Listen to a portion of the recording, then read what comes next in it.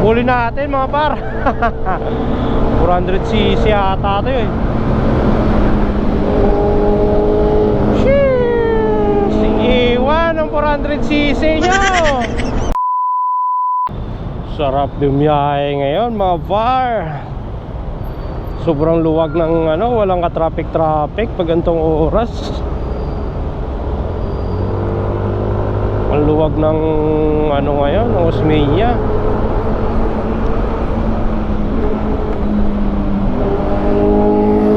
Yun o. Huli natin mga par. 400cc ata ito eh. Sheesh! Iwan ang 400cc nyo.